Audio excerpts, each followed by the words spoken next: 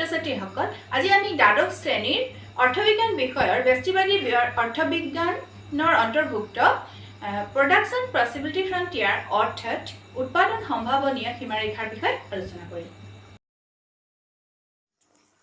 উৎপাদন সম্ভাৱনীয় সীমাৰেখা অৰ্থাৎ production possibility ফ্ৰন্টিয়াৰৰ বিষয়ে জনাৰ আগতে আমি সম্পদৰ বিষয়ে আলোচনা কৰোঁ। সম্পদনো কি? সম্পদ বুলিলে অৰ্থনীতিত সেইবোৰ দ্ৰব্য আৰু সেৱাক বুজোৱা হয় যিবোৰ আন দ্ৰব্য বা সেৱা উৎপাদনত ব্যৱহাৰ কৰা হয়, যেনে ভূমি, শ্ৰম, মূলধন, যন্ত্ৰপাতি ইত্যাদি। অৰ্থাৎ উৎপাদনৰ সকলো আহিলাকে সম্পদ বুলি কোৱা হয়। এই সম্পদসমূহ দুষ্প্ৰাপ্য অৰ্থাৎ ইয়াৰ যোগান চাহিদাৰ তুলনাত সীমিত।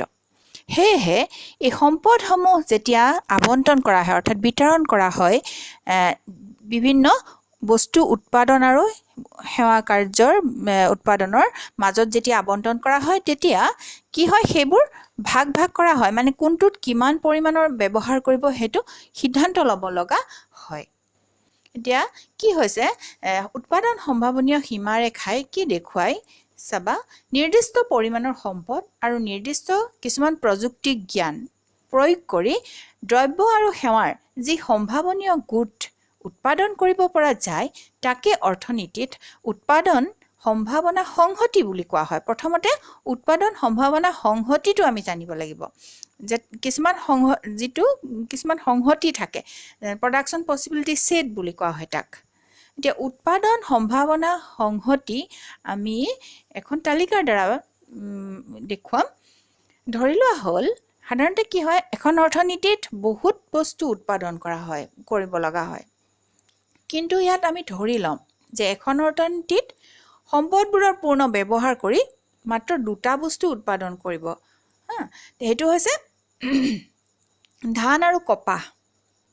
তেতিয়াহ'লে সেই অৰ্থনীতিটোৱে উৎপাদন কৰিব পৰা ধান আৰু কপাহৰ সম্ভাৱনা সংহতি এই তালিকাখনত দেখুওৱাৰ ধৰণে হ'ব।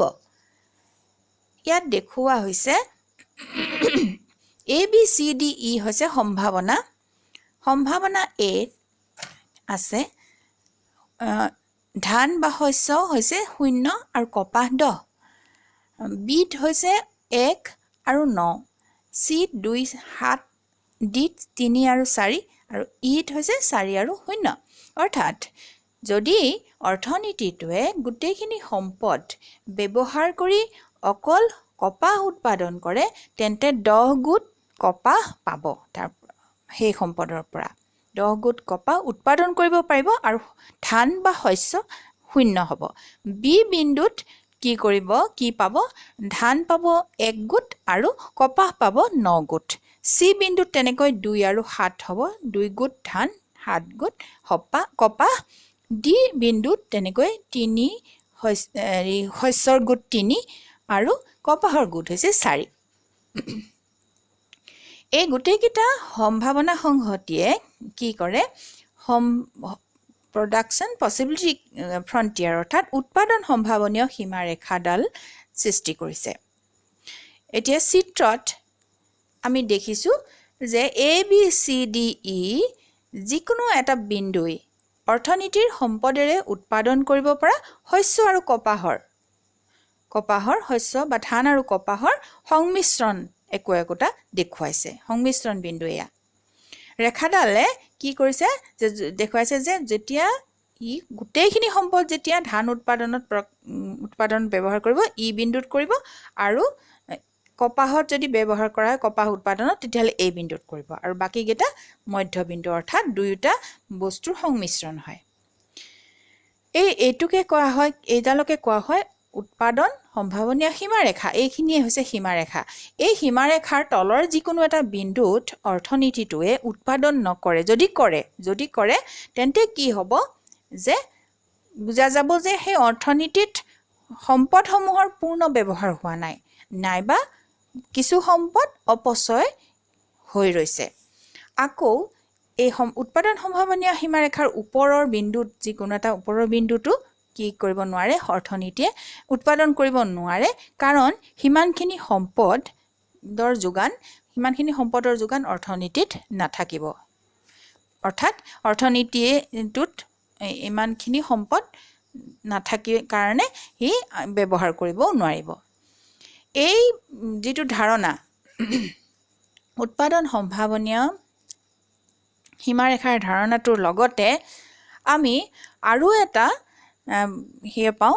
ধাৰণা পাওঁ সেইটো হৈছে সুযোগ ব্যয়ৰ ধাৰণা